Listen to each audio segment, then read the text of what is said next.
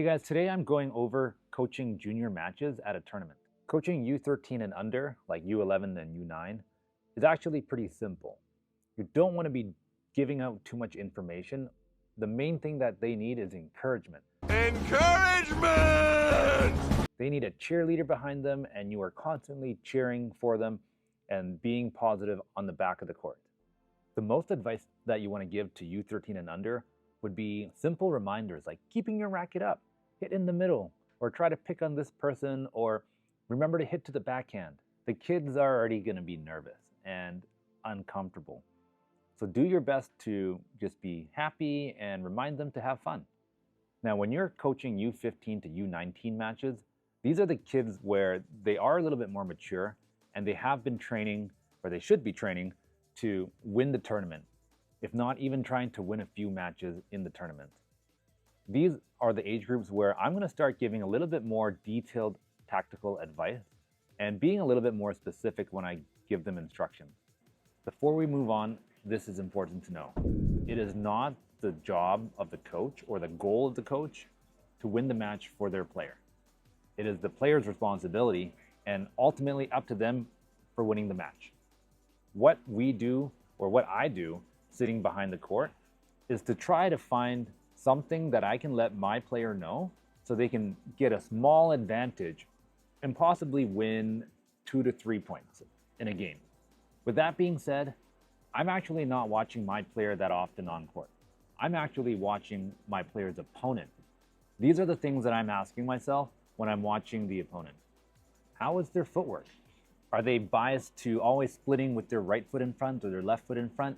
If they're always biased to splitting with their right foot in front and waiting with the right foot in front, especially if they're right-handed, that means if you push them to the forehand, they're always going to be a little bit slower moving to the forehand, and it'll be easier to create more of a recovery shot from your opponent. How is their grip? Are they waiting and hitting the backhand with the forehand grip?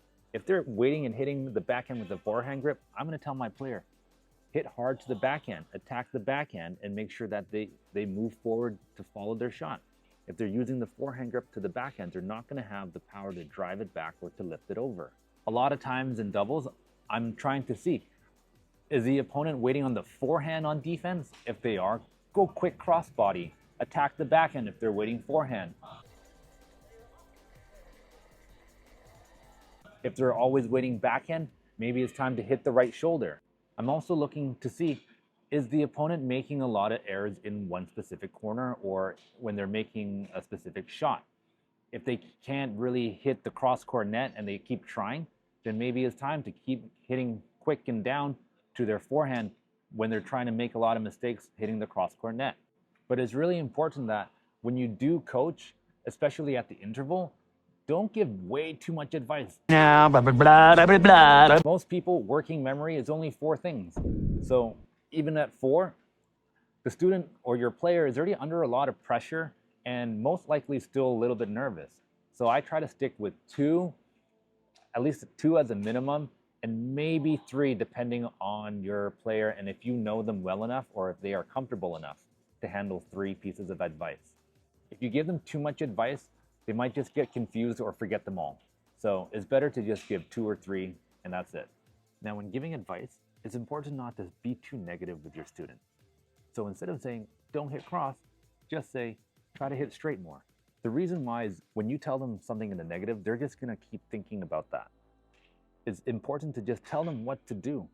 If you tell them, don't do this, don't do that, then in their head, they're just gonna get confused and ask themselves, well, what am I supposed to do? It'd be much quicker and easier just to tell your player, do this and do that. And they would appreciate just knowing what to do, and so they can try to do it right away.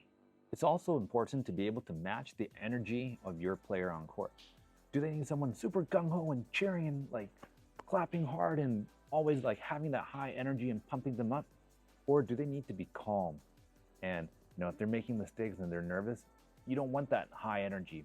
Sometimes it's better just be calm and kind of give that calmness to your player and just give them small pieces of advice where they can soak it in and then have a zen mind and just play what they can and do what they can do.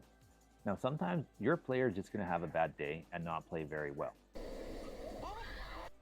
When this happens, it's really important to have that open communication before this even happens on court. So you know, are you going to give more mental advice or more tactical advice? Sometimes a player would appreciate more tactical advice when they're not playing well, so they can only focus on what to do. And some people just might need that encouragement and to, keep going, let's go, let's fight. You can do it. Sometimes that's all they need in order to get their confidence back. So this brings me to my last point. You need to build a rapport with your student before you even go onto court. If you don't have that rapport, it's going to be really difficult to know what to say or do with your student. You need to know, what kind of advice are they looking for? Do they need more support? Some people, even at the top level, just don't need any tactical advice. They just want someone to cheer them on behind the court and just to, okay, I got this, you got this, and just to have that mental support. Thank you for joining me today. Let me know in the comments below, how do you like to be coached on court? Take care. Bye-bye.